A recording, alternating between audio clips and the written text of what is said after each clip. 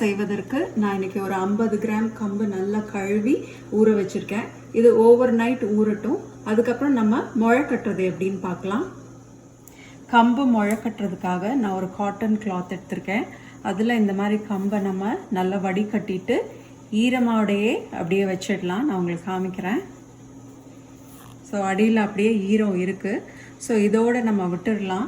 ஒரு 10 to 12 hours கழிச்சு பார்த்தோன்னா நல்ல முளை விட்டுருக்கோம். நான் உங்களுக்கு அதுக்கப்புறமா காமிக்கிறேன்.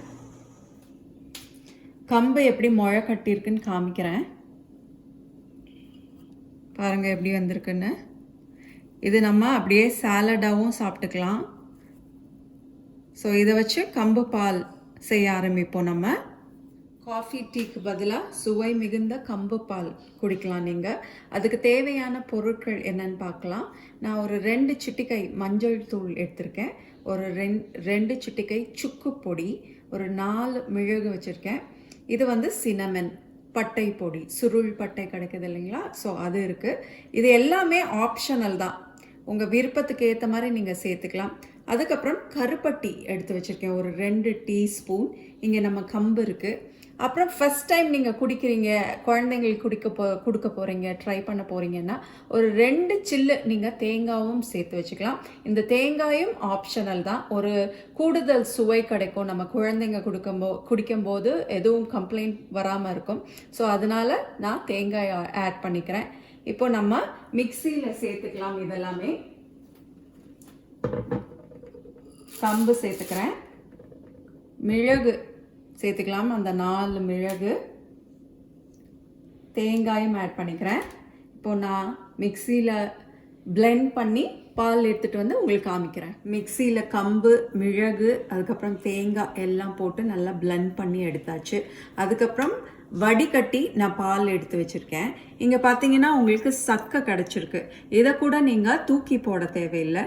இது நம்ம ஒரு இட்லி தோசை மாவு இருக்கும் இல்லைங்களா, ரெகுலராக சுடுற மாவு.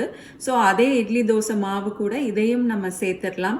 நார்ச்சத்து நிறைந்த கம்பு இதில் இருக்குது. அதை வேஸ்ட் பண்ணாமல் நம்ம இட்லி தோசை மாவு கூட சேர்த்து ரெகுலராக பண்ணுற மாதிரியே நம்ம இட்லி தோசை செஞ்சுக்கலாம், அடை செஞ்சுக்கலாம். சப்பாத்தி மாவு பிசைறீங்கன்னா அது கூட நம்ம ஆட் பண்ணிக்கலாம். காஃபி டீக்கு பதிலாக இந்த கம்பு பால் குடிக்கிறவங்களுக்கு சூடாக குடிக்கணுங்கிற ஒரு எண்ணம் இருக்கும். ஸோ அதனால் நான் இங்கே என்ன பண்ணியிருக்கேன்னா ஒரு 50 ml எடுத்து நல்லா கொதிக்க வச்சுருக்கேன். ஸோ இந்த டைமில் நம்ம என்ன பண்ண போகிறோம்னா இந்த சுக்கு பொடியை சேர்த்துக்கிறோம். அதுக்கப்புறம் மஞ்சள் பொடி சேர்த்துக்கிறோம்.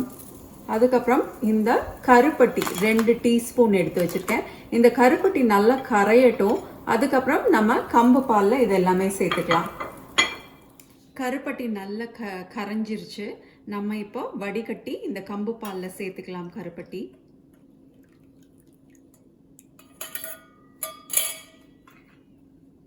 ஸோ அருமையான கம்பு காஃபி தயார். நம்ம இப்போ இதை சர்வ் பண்ணிடலாம். இப்போது கொஞ்சம் பட்டைத்தூள், சுருள் பட்டை நான் கார்னிஷுக்காக சேர்த்துக்கிறேன். உங்களுக்கு ஏலக்காய் பிடிச்சிருந்ததுன்னா, அந்த வாசனை பிடிச்சிருந்ததுன்னா நீங்கள் ஏலக்காய் கூட சேர்த்துக்கலாம். ஆரோக்கியம் தரும் சுவை மிகுந்த கம்பு காஃபி தயார். நீங்களும் இதை சுவைச்சு பார்க்கணும். இந்த மாதிரியான இன்ட்ரெஸ்டிங் அண்ட் ஹெல்தி ரெசிபிஸ் பார்க்கறதுக்கு நம்ம சேனல் ஹெல்த் சப்போர்ட் 360 சப்ஸ்கிரைப் செய்து கொள்ளுங்கள். This is doctor Pavithra signing of in health support 360. நன்றி, வணக்கம்.